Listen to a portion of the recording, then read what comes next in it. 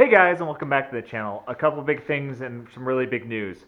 One, I found a paint shop. I actually found a paint shop that does paint here. It does PPG, and the way I found that shop was I actually went to a PPG home store, and then they guided me to a PPG automotive store. Kind of in the middle of nowhere, tucked in a corner somewhere, but found it, and I went ahead and got my supplies. I actually got the paint, I got my degreasers, my hardeners, all my mixers, my tack cloth, so everything I need to spray this car, I now have. The really cool thing is I bought a paint booth. I was spraying in this garage. The issue is it was causing a lot of fumage, if that's a word, fumage. With the offices being right next door, that's an issue. We have kids there. I can't have fumes emanating into the other room. So I bought a paint booth. I bought the biggest paint booth, inflatable paint booth that they actually make. It's 39 feet long and it's like 16 feet wide. And the reason why I did was I went looking for a paint booth. I got on eBay. There was one up for auction. And the average cost of those booths was anywhere from like $800, $900 all the way to like $2,000, $2,500, $3,000. The 39-foot one was in that $2,500, $3,000 range. Ideally, I didn't need something that big. That's a lot of real estate to take up. I won that auction for $560 minus the two pumps, the two air pumps. Now here's the really cool thing. I have air pumps. The reason why I have air pumps is we do fundraisers for our nonprofit. One of them, we actually do some inflatables. So I have, I think, a 950 and a 600. And this one needs like two 950s and I think a 300. So I actually purchased another 950. You will see me setting that up and you will see me actually utilizing that paint booth, which I'm super excited about. It's green. I think that's why it was on sale, was it's this like bright green color. The theme of the project has changed. Like I told you, every project morphs and turns into something else. So what it's morphed into is I've actually done an accent color on this car. This accent color is dark navy blue. If anyone knows the Alphas, the colors of the emblem on an Alfa Romeo Spider, or the colors of any Alfa Romeo, are this really dark navy blue, this dark red, green, and then a baby blue and white. And those are the colors in the emblem. So I wanted to do something that set this car apart, so I'm doing that accent on the fender and onto the hood, and I just have to buff it and polish it out. The other thing that I was doing was the wheels, and I told you about that. Here's what I decided to do. So these they're vinyl coated or rubber coated, they're dipped, and then I went ahead and I spray painted the blue onto the dip, and then did one of the accent colors of the emblem. So that one is green. I will do 3 more, and those 3 more will be like that, except they'll have that little element of the emblem. That's what's going on with the wheels, and I just decided to just do something different and a little more artistic. They're about expression and having fun, and that was, I thought, a cool way of doing that. And all my cars do that. Like, you know, I'll start with something and then it'll just morph into something else, and that's what this morphed into. So I'm pretty sure I have a clear view of exactly what's going to go on with this car and what I'm going to do with this car. The other thing I'm going to do is I'm actually going to remove this trunk lid, and I'm going to paint it separately, just so I don't have to worry about the rest of the car. And it's only 4 bolts. So when I get my paint booth in, I'm going to pull that off, going to set it just on a horse, and I'm actually going to paint it separately, and then bring it in and see how the colors are. The brakes, I was going to do those, but I have the wrong pads. They were ordered for this specific car, but they're the wrong ones, so I've got to try to figure out how to track those pads down and get the correct ones for this car.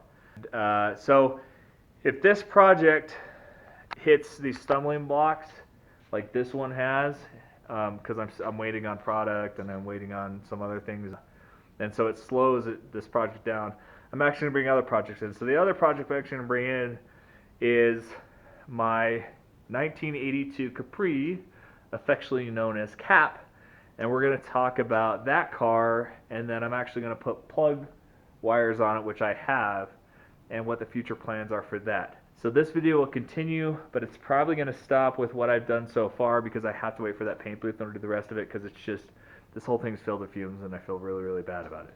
So I will see you tomorrow. I'll have Cap at that time, and we'll talk about that car and what the future plans are for it. Catch you then. Hey guys, so it's not the next day, it's actually the day after the next day, because yesterday I was on baby duty. And when I'm on baby duty, I really cannot work on cars. It's just impossible with her, and it's just too dangerous for her to be in here. What has happened since I talked to you last was the tent came in. So the tent's in, super excited about that, and it's enormous. Like 200 pounds enormous. It's huge. It's in the back of Cap. It's right back there, this big red bag. So like I said, because I'm waiting for things to come in, I'm still waiting for pinstriping. I'm waiting for the pump for that to come in. I'm waiting for certain things to come in order to be able to inflate that and then show you how that all works. Today what I'm going to do is I'm going to move Cap inside, and then we're going to go over exactly what that car is. What's done to it, what modifications are done to it, why I did it the way I did it. No secrets, no hidden anything, exactly how it works the way it works. And it's going to be probably surprising to most of you how that car actually works and what I actually did to make it work. I'm excited about that, but before then, I have to put this down and move it forward. The great thing is, it runs. You guys saw it run, so I don't have to push it at all. I'm just going to drop it down, start the motor, pull ahead 2, 3, 4 feet, and then pull Cap on in, get that bag out of the back, and do a walk around, show you exactly what that car is all about.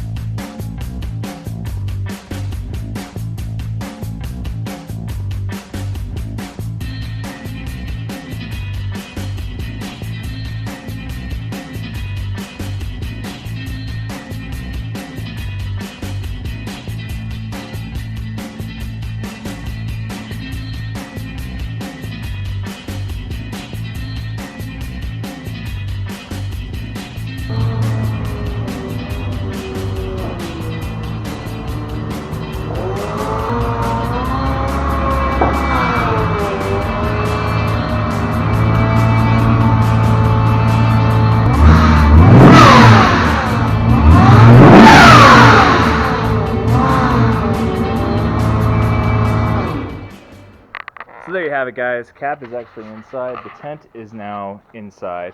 That thing is ridiculously awkward, and it's super heavy. So that's a fun thing to move out of the back of this. What's really cool about hatchbacks is I can fit that in it. They're almost like SUVs and sports cars had a baby. The car is affectionately known as Cap. It's a 1982 Capri, therefore Cap. Like Captain America, this thing's been enhanced, and it's been enhanced experimentally. Nothing that I have on this car is traditional. It's not like I went and bought a kit and built this car from something that was already in place or something that someone already had. It was basically just me wanting to fit something and then making that work. So Cap is a 1982 Capri RS Rally Sport. That means that this is the equivalent to the Mustang GT. One thing that's really different about this car is, and if you've watched the previous videos, this car doesn't look like a 1982 Capri. The fenders have been changed, all the body flares have been changed. The only thing that makes this thing a Capri is this rear quarter panel right there. So on the Capris, that flares out.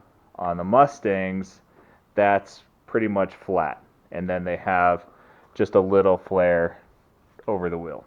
Pretty much like this. So this front fender is off a 1985 Mustang. The side skirts are off a 1985 Mustang. The rear bumper is off a 1985 Mustang. The rear spoiler's off a 1985 Mustang. The lights are actually all Capri. They came with this slot design. And then this is all Capri 82.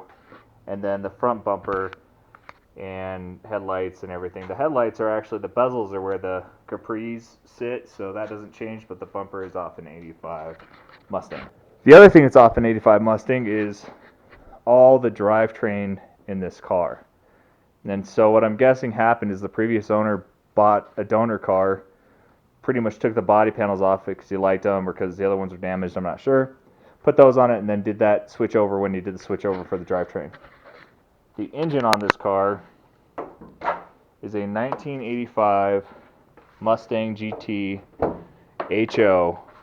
And what's really cool about the 85s is, one, they're all roller cams, and two, they have, I believe, forged pistons and forged rods. That's at least the rumor of these cars. The internals are actually forged on these motors. The fact that it's forged, the cool thing is you can boost it.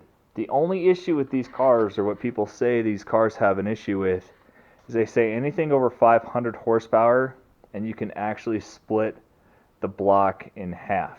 I haven't touched 500 horsepower, so I haven't worried about that. In the future, we may together, because I do have a plan for this car, and it's kind of in the spirit of what this car is, which is totally experimental. Here's what is done to this car, and here's how it came to fruition.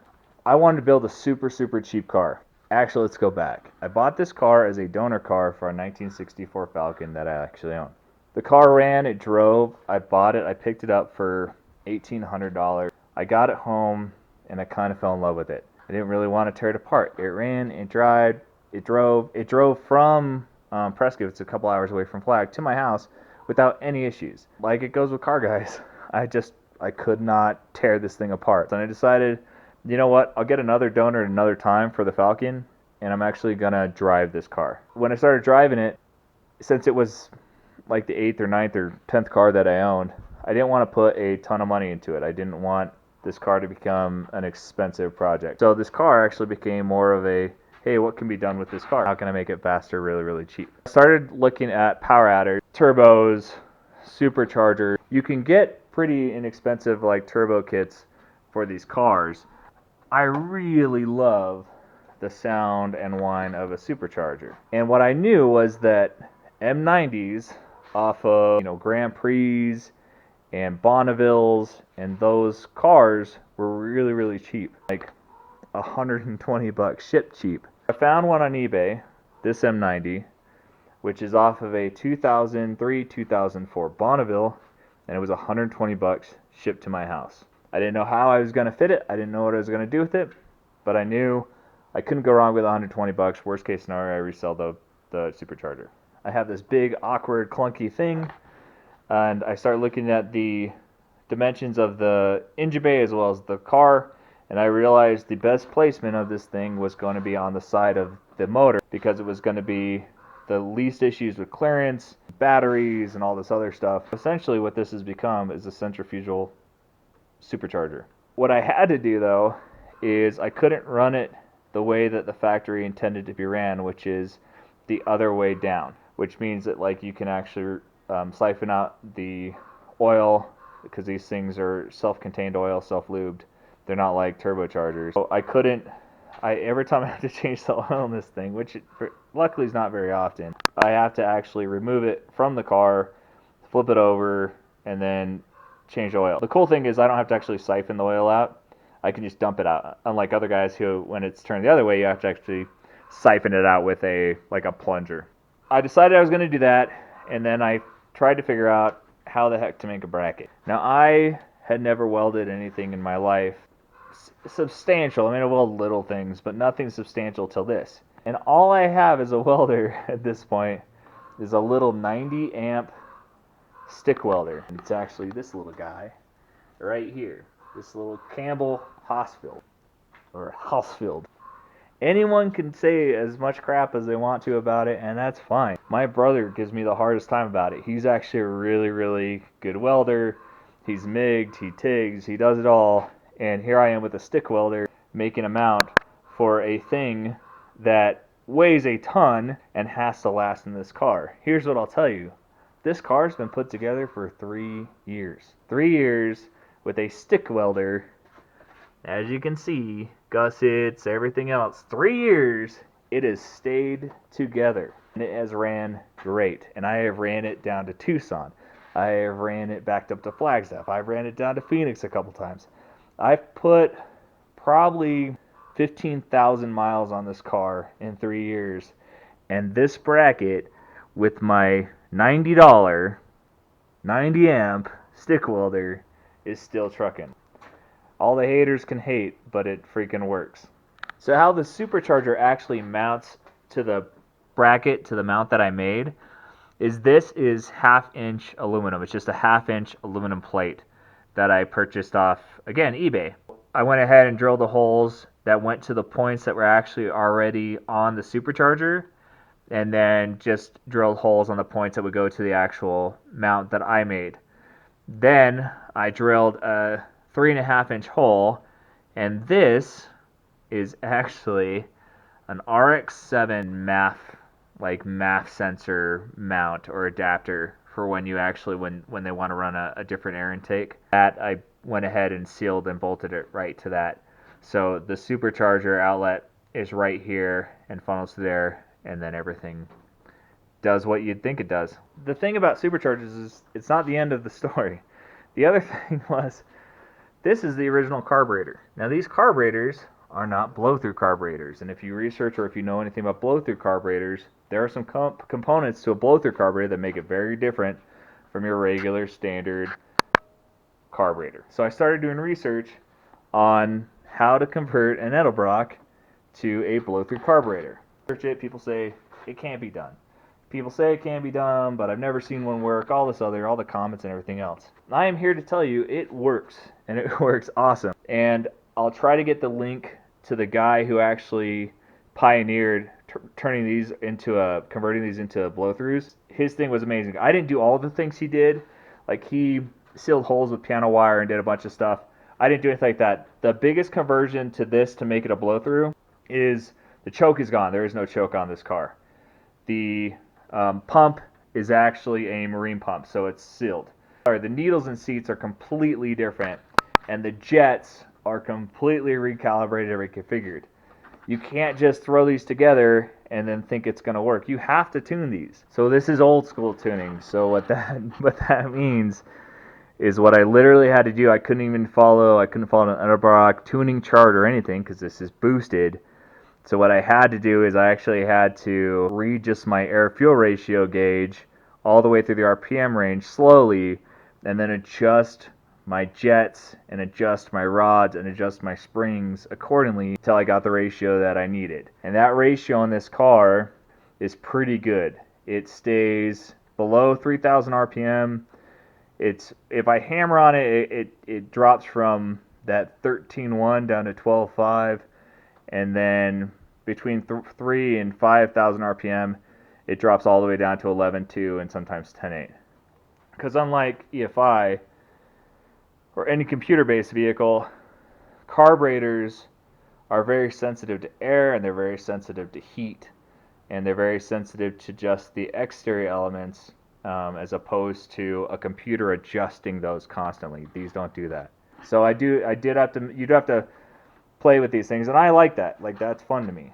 The other thing is you need to solve your fuel problem. These carburetors run usually about 4 psi to 6 psi, some lower to the carburetor. It just depends on the carburetor and the vehicle itself. This one doesn't like to see any more than 6 psi. We'll see 7 psi sometimes, but that's pretty much where these want to be, or else you overwhelm the floats and then flood out the carburetor. You still have to add fuel to a boosted application, and that ratio, if any knows boosted cars, or if you don't, is 1:1.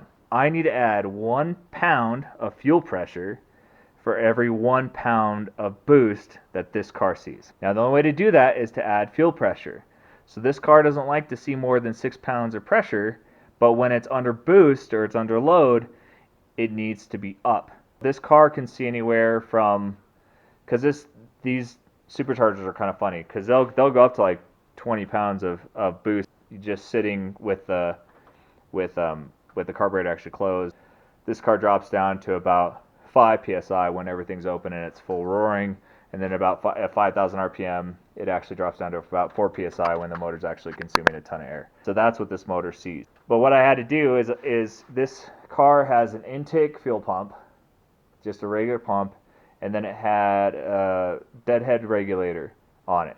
It had been converted, because this actually has a pass-through system, but this had been converted to a deadhead. What I did was I made it a pass-through system again, because for a fuel regulator, a 1:1 fuel regulator, which this is right here, it's a little spa fuel regulator, the pass-through system from what I've seen, was the only way I could really make this function and work. I had to add fuel pressure, and the way I did that was with this.